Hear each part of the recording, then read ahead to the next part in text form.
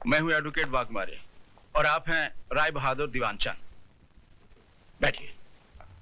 और ये है इनके बेटे राज का बेल ऑर्डर।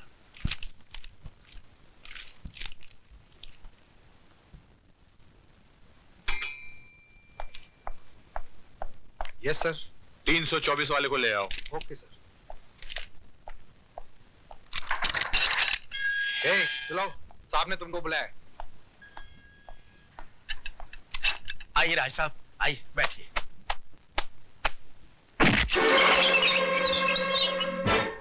जब तक बाप खड़ा हो बेटे को नहीं बैठना चाहिए। लेकिन इनके बाप तो ये हैं और ये बैठे हुए हैं।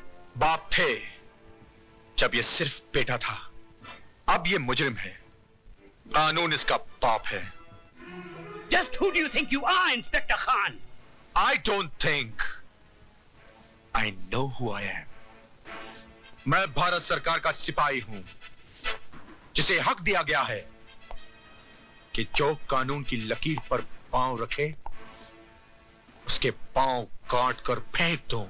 इंस्पेक्टर खान, तुम्हें यह वर्दी सिर्फ इसलिए मिली है कि तुम मुजरिम को गिरफ्तार करो, इसलिए नहीं कि तुम उसे सजा भी दो। और आपको यह काला कोट इसलिए दिया गया है कि आप सच्चाई को अदालत के सामने पेश करें, इसलिए नहीं कि अपने मौकिल की भड़वागिरी करें। अरे जिस रुमाल से आप अपना मुंह साफ करते हैं, उसी रुमाल से आप अपने मौकिल की गंदगी साफ करते हैं। वाह, आपकी तो तारीफ करनी पड़ेगी इंस्पेक्टर खान। एक पब्लिक सर्वेंट होके पब्लिक के साथ कैसा सलूक कर रहे हैं। थोड़ी तारीफ अपने बेटे की नहीं करेंगे, जिसने एक मासूम लड़की की इज्जत छोटे छोटे बच्चों के सामने नीलाम कर दी। तुम मिडिल क्लास के हो ना, तुम्हें क्या मालूम कि अय्याशी क्या होती है, दौलत का नशा क्या होता है। वो सारा नशा 7 साल की सजा सुनते ही उड़ जाएगा। वो मैं अदालत में देख लूंगा। चलो बेटे, let's get the hell out of here.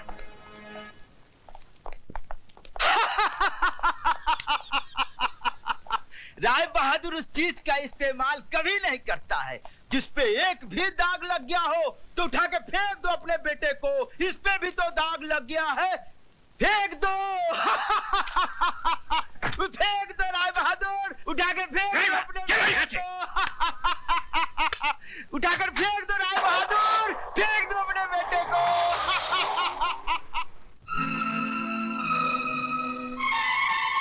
Rai Bahadur उस चीज का इस्तेमाल कभी नहीं करता है जिस पे एक भी दाग लग गया हो तो उठा के फेंक दो अपने बेटे को। इस पे भी तो दाग लग गया है।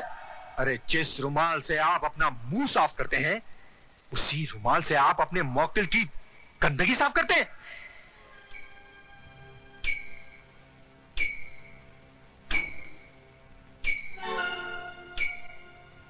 बड़ी मलिक, चाय। शर्म आती है हमें तुम्हें अपना बेटा कहते हुए।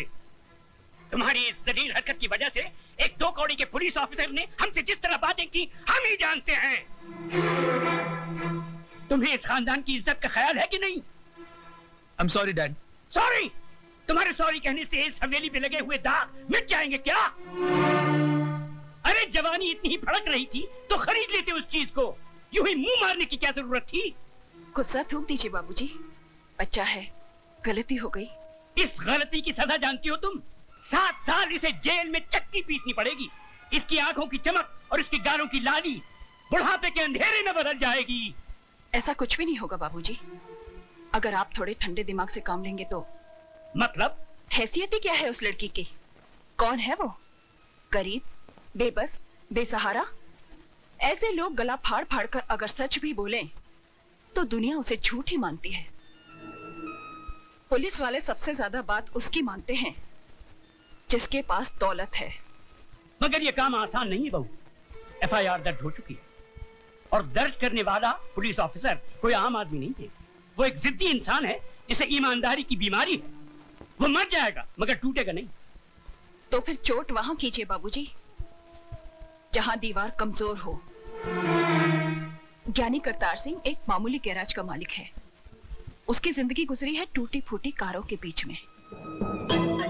चमकती कार में सवार होकर जाइए और उसके कालिख लगे हाथों पर चंद चांदी के सिक्के रख दीजिए। 2 मिनट में उसकी आंखें चुंधिया जाएंगी। चलो तो फिर ये भी आजमा के देख लेते। ज्ञानी जी, इंसान गलतियों का पुतला है। गलती ना करे तो वो भगवान बन जाए। एक गलती मेरे बेटे से हुई है, और वो भी जवानी के जोश में। जवानी के जोश में हुई हो या दौलत के नशे में, गलती तो गलती होती है, और हर गलती की एक सजा है जो इस मुल्क का कानून अदालत में सुनाता है। दो खानदानों की बातें अदालत तक जाएं, हमारी और आपकी पगड़ी बाजार में उछाली जाए। हमारी पगड़ी तो आपके बेटे ने उछाल दी, अब आपकी पगड़ी की बारी है।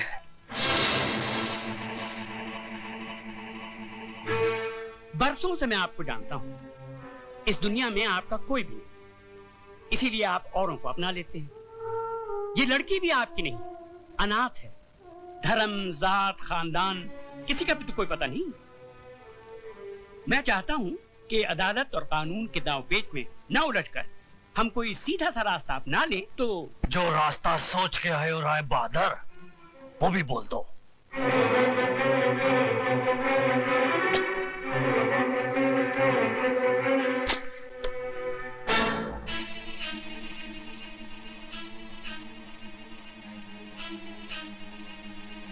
ये 2 लाख रुपए हैं। उस लड़की ने इतनी बड़ी रकम देखना तो दूर, सोचा भी नहीं होगा। ये आप उसे दे दीजिए, वो इस शहर से कहीं दूर जाकर एक नई जिंदगी शुरू कर सकती है।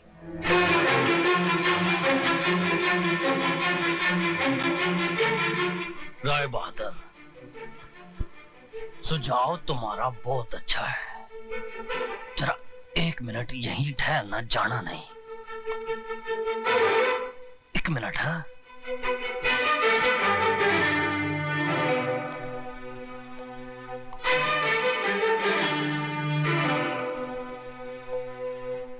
आपने मेरी बेटी की इज्जत की कीमत बहुत कम लगाई है, लेकिन मैं ऐसा नहीं करूंगा। ये 2 लाख नहीं, 4 लाख रुपए हैं। अपने कार की बहू को रात को मेरे साथ सुला दो। ये सिद्धार्थ सिंह, यकीन मानिए मैं मुकद्दमा भी वापस ले लूंगा। बाकी की जिंदगी आपकी बहू इस शहर से कहीं दूर जाके बिता सकती है, बड़ी खुश हो जाएगी। तुम उस मामूली लड़की का मुकाबला मेरी बहू से कर। और चुप है, वरना इस कार से तू नहीं, तेरी लाश जाएगी।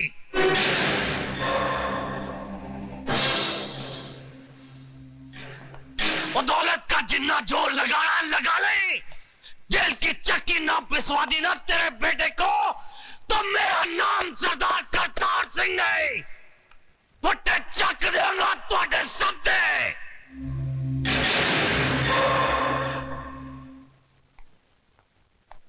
राय साहब, हिंदुस्तान की अदालतों में मुझे ज्ञान प्रकाश नहीं, माइक टाइसन के नाम से बुलाया जाता है।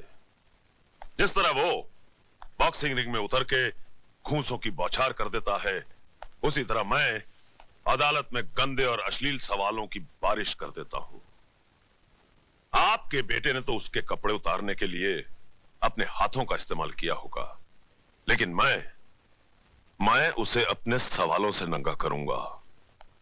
रेप क्या है उसका मतलब मैं समझाऊंगा उसे।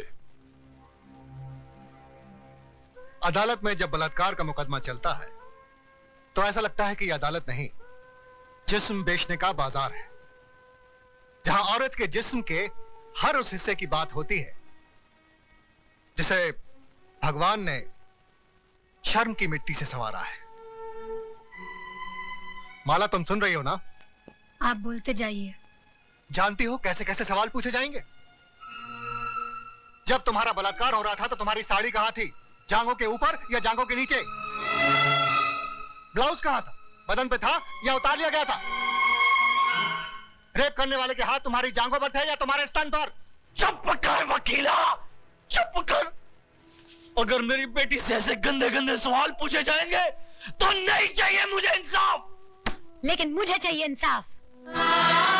क्या पूछेगा वो वकील? यही ना कि उस लड़के का हाथ कहाँ था, जांघों पर या छाती पर? छाती क्या होती है वो मैं उसे बताऊंगी। यह है छाती, जिसका दूध पीकर हर मर्द की छाती चौड़ी होती है।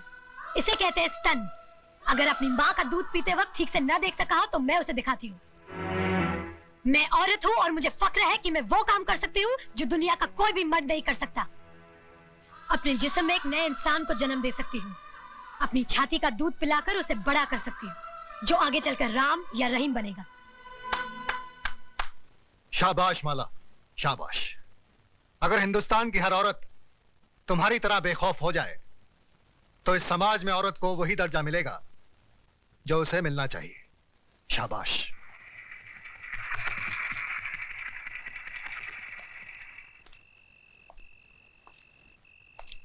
प्रताप। अरे डैडी, आप अंदर आइए ना। नहीं, यही ठीक है।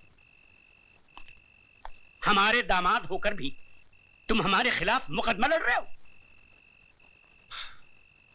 मैं आपके खिलाफ नहीं, जुर्म के खिलाफ लड़ रहा हूं। तुम जानते हो हमारा वकील कौन है?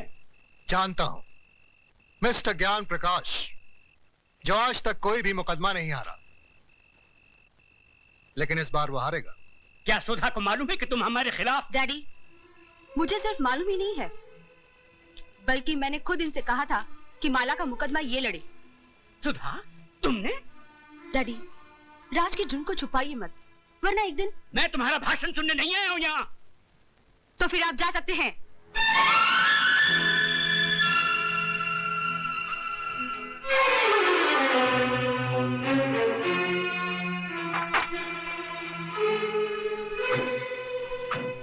माय लॉर्ड, आज इस अदालत में एक बलात्कार का मुकदमा आया है।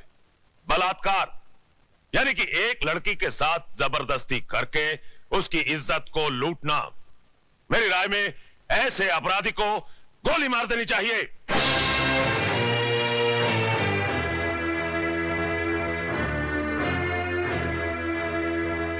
अगर एक लड़की अपनी मर्जी से एक लड़के के साथ हम बिस्तर होती है और उसके बाद अपने कपड़े खुद ही फाड़ती है, अपने बाल बिखेरती है और अपने ही नाखूनों से अपने बदन पे निशान लगाकर चिल्लाती है, बचाओ बचाओ मेरा बलात्कार हो गया, तो क्या अदालत मान लेगी? I object your honour. मेरे फाजिल दोस्त मिस्टर ज्ञान प्रकाश एफआईआर में दर्ज रिपोर्ट को झूठा कह रहे हैं। झूठी रिपोर्ट को झूठा कहना गलत नहीं है वकील साहब। रिपोर्ट लिखी किस पुलिस ऑफिसर ने थी माय लॉर्ड? उस पुलिस ऑफिसर ने जो सरदार करतार सिंह के कर्ज तले दबा है और बचपन में एक चोर था। इंस्पेक्टर खान, क्या ये सच है?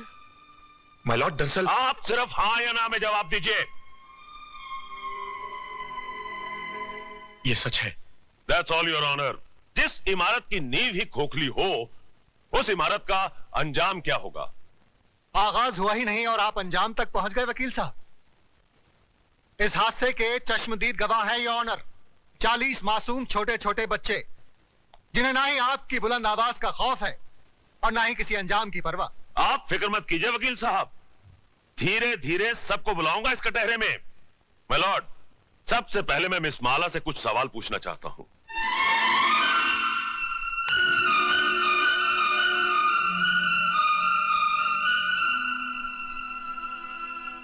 मिस माला, आपका यह कहना है कि मेरे मुवक्किल मिस्टर राज ने आपके साथ बलात्कार किया, लेकिन मेरा यह कहना है कि आप अपनी मर्जी से उनके साथ हम बिस्तर हुई और उसके बाद उन्हें बदनाम करने के लिए आपने उन पे इल्जाम लगाया कि उन्होंने जबरदस्ती आपकी इज्जत ऐसा लूटी। धंधा आपके खानदान की लड़कियां करती होंगी, मैं नहीं करती। You bloody! खबरदार, जो एक भी लफ्ज गलत बोला तो आपको शर्म नहीं आती अपनी बेटी जैसी लड़की से ऐसी बात कहते हुए?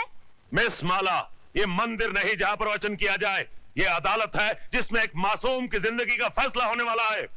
जिसने मेरी जिंदगी को गाली बना दिया वो आपको मासूम लग रहा है, इसलिए कि उसने आपके जेब में हरे हरे नोट भर दिए? अगर नोटों के लिए ऐसे ही अपने जमीर को बेचते रहे तो एक दिन इसी कटहरे में मेरी जगह आपकी बेटी खड़ी होगी, जो ऐसे किसी रईस के बेटे की हवस की शिकार हुई होगी। उस दिन न तो ये नोट आपके काम आएंगे और न ही आपकी आवाज गले से बाहर निकलेगी। गुनहगार को सजा दिलवाने के बजाय आप उसकी तरफदारी कर रहे हैं। तुम जैसे वकीलों को तो जन्म देकर तुम्हारी माँ भी पछता रही होगी। Order order. आप क्या ऑर्डर ऑर्डर किए जा रहे हैं?